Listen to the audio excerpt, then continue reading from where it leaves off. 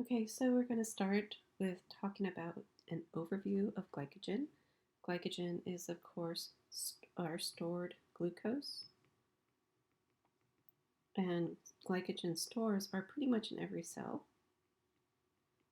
but they're going to be at high levels in muscle cells for need, for work, and they're going to be high in our liver to maintain blood glucose levels during fasting and between meals. So glycogen is going to have a similar structure to a starch-like molecule, and they're going to be composed of what we refer to as glucosal units, and they're going to have links either by an alpha 1,4 glycosidic bond or an alpha 1,6 branching bond. And the branches are going to occur every 8 to 10 glycosal units, and this is in order to have more non-reducing ends. So we're going to talk about our reducing end, which is our anomeric carbon.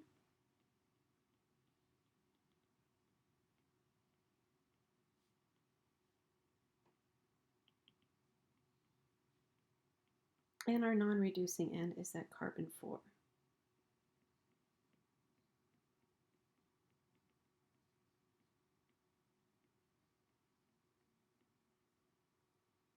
Now the function of glycogen is going to be different if you're in the skeletal muscle or if you're in the liver.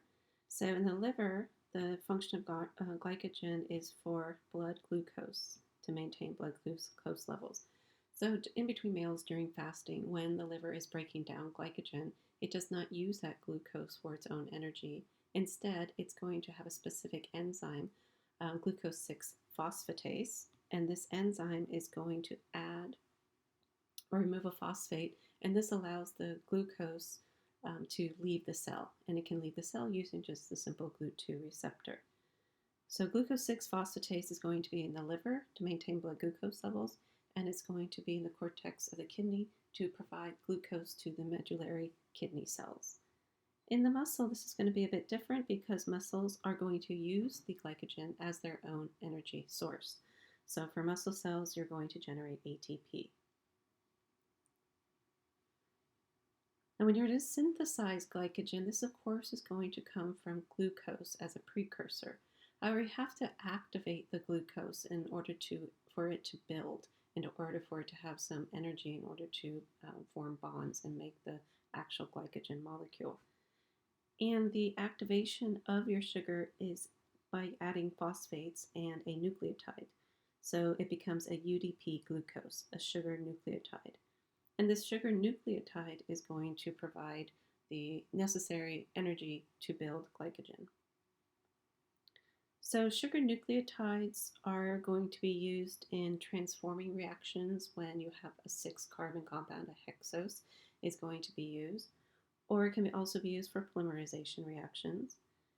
There are going to be compounds in which that anomeric carbon, this carbon here, carbon 1, is going to be attached to a nucleotide through a phosphate ester linkage, which is shown here.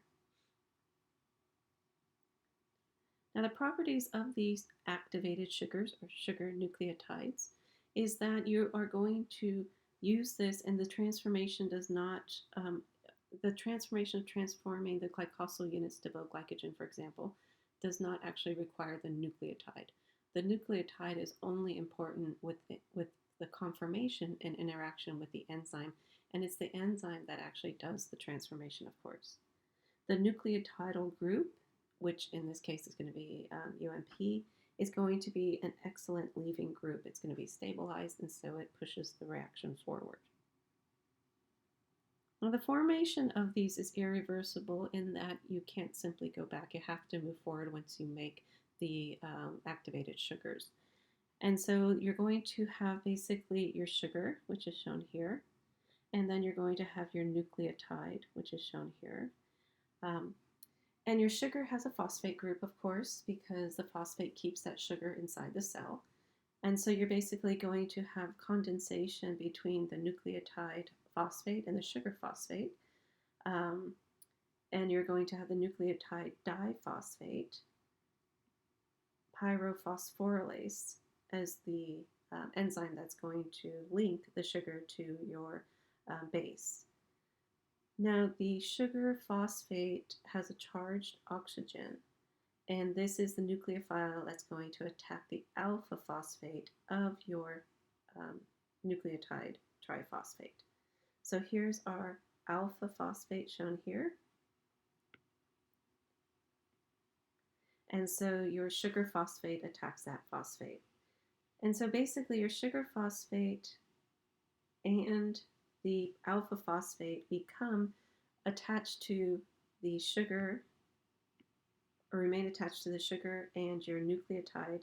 And this is your activated sugar, your NDP, sugar nucleotide diphosphate sugar with that ester linkage.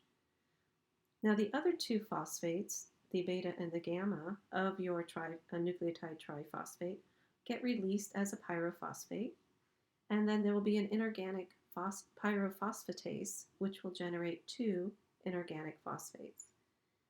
And so you are going to have an activated sugar. In addition, you're going to have two inorganic phosphates that get released. Now the structure of glycogen is going to again have these alpha 1,4 glycosidic bonds. So here we have again, you have your anomeric carbon 1 and your carbon 4, and they form that alpha 1,4 bond. You're also going to have the alpha 1,6 glycosidic bond, and this again is from your anomeric carbon 1 and your 6 carbon on the glucose. So that's the alpha 1,6 bond.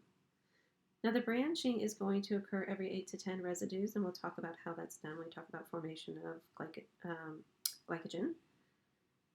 Again, you have your anomeric carbon that is going to be the first carbon, and the first carbon is actually going to attach to a protein that's called glycogenin, and this is going to start the formation of glycogen. Now, for the most part, when you do start breaking down glycogen, glycogen is not broken down 100% unless there is a very long period between fasting and eating.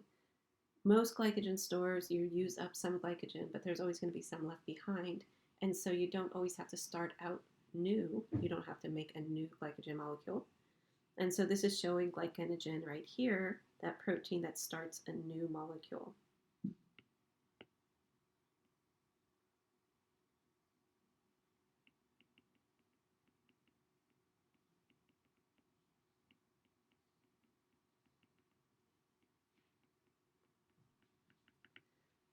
Now, the importance of the branching is to allow for many non-reducing ends to build your glycogen molecule as well as to break down your glycogen molecule.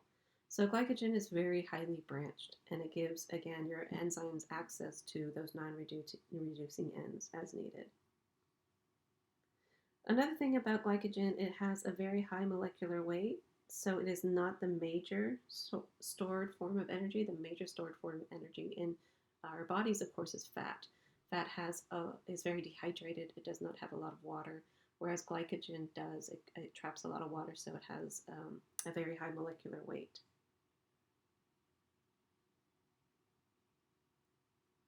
Now, that activated glucose, or UDP glucose, is what is going to be the precursor for adding glucose to glycogen in order to build glycogen stores.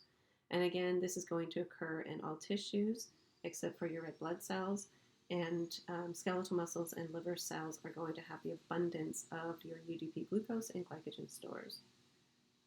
What's going to happen is you're going to have glucose 6-phosphate. Glucose, remember, enters the cell and through hexokinase gets phosphorylated to glucose 6-phosphate. This is going to be converted to glucose 1-phosphate, and this is simply a mutase reaction, so glucomutase. And then glucose 1-phosphate is going to be activated and converted to UDP glucose. And this is going to be by that UDP glucose pyrophosphorylase that we just talked about. This then is the activated glucose that is going to donate glucose in the reactions to make glycogen. Now there are some storage diseases of glycogen. So symptoms of glycogen storage disease means that an individual, or it usually presents as a child, is not growing fast enough. They are going to bruise easily. They're not going to have heat intolerance, low blood sugar because your liver does not have the glycogen stores to maintain blood sugar levels. An enlarged liver, because they're trying to keep up with the blood glucose levels, a swollen belly, weak muscles, low muscle tone.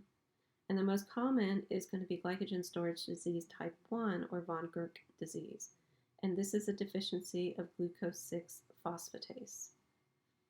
And so here what's happening is you have your glycogen that gets released as glucose 1 phosphate. It goes to glucose 6 phosphate. And then this has to go to the endoplasmic reticulum.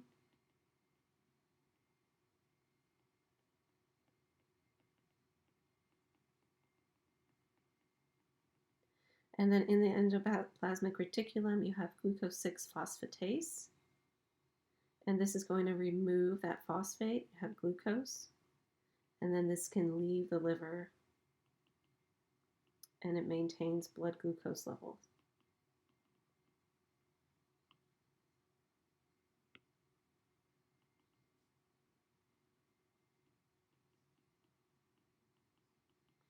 So without this glucose 6 phosphatase,